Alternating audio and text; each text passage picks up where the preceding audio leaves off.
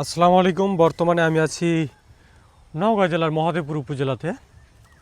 আমার সাইডে যে গাছগুলো দেখতে পাচ্ছেন, অর্থাৎ যে ক্ষেতটা দেখতে পাচ্ছেন, এটা আসলে মিষ্টি আলু, যেটাকে আমরা কেশর নামে চিনি।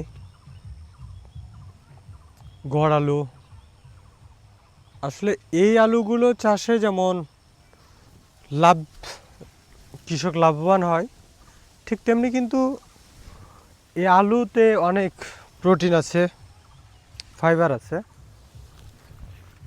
এই আলু খেলে আমাদের মানবদেহের জন্য যেমন একটি মানবদেহের পুষ্টি ঘাটতি পূরণ করে, ঠিক তেমনি কিন্তু এটি খেতেও সুস্বাদু।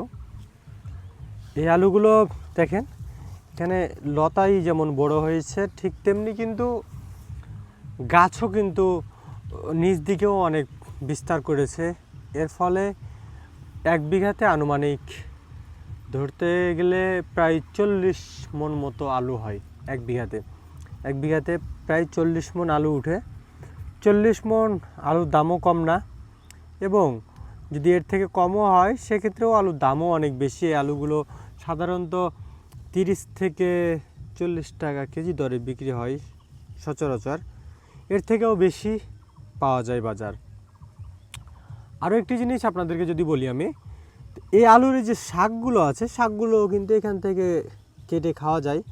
এই শাকেও আছে প্রোটিন, এবং আমাদের মানবদেহের যেটা ক্যালসিয়াম এবং প্রোটিনের ঘাটতি পূরণ করে শাক।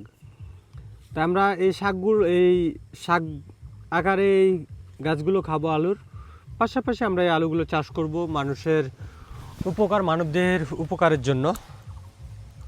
অল্প হলেও আমাদের দেশে যেহেতু আমরা মানুষ, আমরা প্রায় অসুস্থতায় ভুগি।